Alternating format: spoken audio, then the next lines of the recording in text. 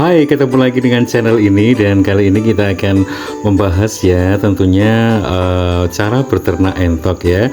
Kali ini kita akan bahas cara berternak entok yang mudah untuk pemula ya. Jadi umur 1 sampai 1 bulan ya, anakan mindi-mindi disendirikan di peranjen, bisa terbuat dari besi ataupun terbuat dari bambu. Kemudian pakannya adalah full BR, kemudian bisa dikasih vitamin ya dari pabrikan, ada Vitacik, ada Neopro dan lain-lain, banyak ya merek-merek untuk vitamin ya. Sampai usia 2 bulan ya masih full BR ya, kemudian bisa dilatih dengan campuran bekatul begitu biar nanti juga terbiasa dengan makanan-makanan yang non pabrikan begitu ya. Kemudian sehari 2 kali, pagi dan sore ya. Kemudian minumnya juga bisa dicampur dengan nutrisi yang lain. Setelah umur 2 bulan bisa dilepas di tanah agar mindi-mindi juga bisa berlatih, bisa turun di habitat alaminya yaitu di tanah dan bisa belajar untuk bertahan mencari makanan sendiri, dan nanti sudah bisa dilatih dengan makanan-makanan yang campuran ya. Nah, pakaran campuran bisa dimulai dari umur 2 bulan hingga mindi-mindi menjadi dewasa, bayah begitu, dan sampai diberikan seperti makanan campuran ini sampai ya mereka produk ya. Nah, campurannya mudah sekali, hanya bekatul, kemudian bisa dicampur dengan polar, bisa dicampur dengan sisa nasi ataupun nasi aking sesuai dengan ketersediaan di lingkungan kita ya masing-masing gitu ya.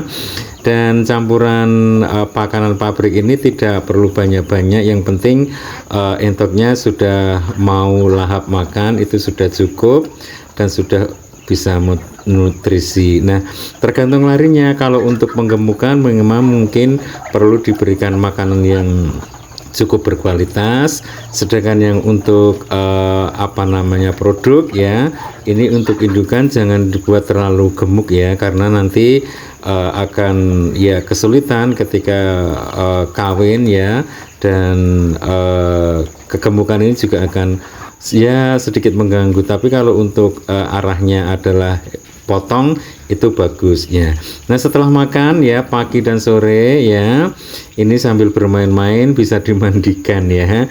Kita bisa sambil main-main air, dan entoknya juga senang diguyur seperti ini ya. Mereka juga nanti melanjutkan mandi sendiri kalau sudah badannya basah gitu ya.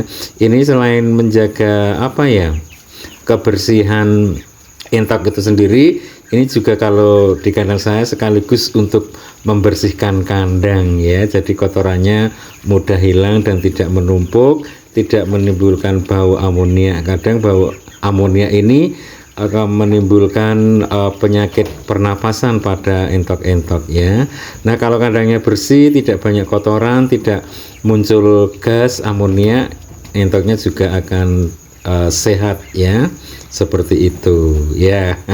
Nah, ini sambil bermain kita bisa memandikan entok-entok ini, dan mereka juga senang ya, karena habitat aslinya di zaman dulu itu adalah entok ini emang sifatnya hewan air. Nah, setelah mandi, nah diberi kesempatan untuk berjemur seperti ini ya di bawah sinar matahari. Ini paling bagus adalah sinar matahari antara pukul 7 sampai 9 itu bagus ya untuk membantu metabolisme entoknya dan juga menjaga kebersihan bulu-bulunya. Ya, kalau bulunya bersih itu juga entoknya terlihat sehat. Nah, seperti ini. Nah, kesempatan ini juga bagus ya, karena entok-entok juga bisa leluasa bermain. Nah, mungkin kalau tempatnya luas ya bisa diumbar seperti ini ya.